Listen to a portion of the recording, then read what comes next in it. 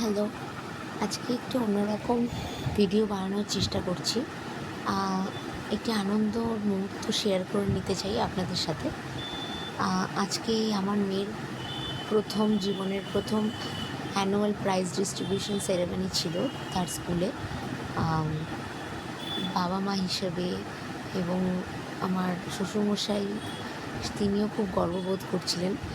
আম ও এখন এলকেজিতে পড়ে। তো নার্সারিতে ও যে সমস্ত প্রাইজ পাওয়ার যোগ্যতা অর্জন করেছিল সেগুলো ওদের এলকেজির সেশনের মিডে দেওয়া হয়।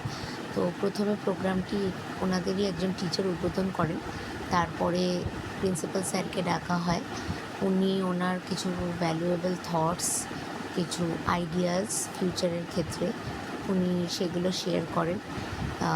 এবং তারপরে কিছুক্ষণ পরে তার প্রাইজ ডিস্ট্রিবিউশন সেরেমনিটা স্টার্ট হয়। তার আগে প্রিন্সিপাল ম্যাম, এই যে হেড ম্যাম আছেন, উনি হেড ম্যামও ওনারা দুজন প্রথমে আসন গ্রহণ করেন। তারপরে আমার মেয়েকে ডাকা হয় এবং আরও অন্যান্য বাচ্চারাও প্রাইজ পেয়েছে। শুক্রবার রাত্রেবেলা যখন আমরা বিকেলে ইনভিটেশন কার্ডটা পাই তখন খুবই ভালো লাগছিলো, এক্সাইটেড লাগছিলো।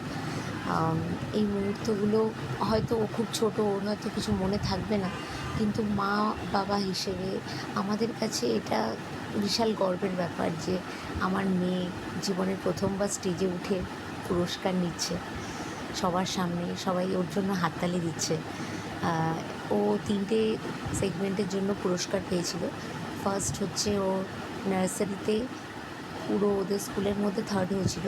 ওদের স্কুলের মধ্যে এইভাবে বলার কারণ হচ্ছে ওদের স্কুলে 4টে সেকশন, 4টে সেকশনে ও থার্ড হয়েছিল এবং ওর সেকশনেও ফার্স্ট হয়েছিল।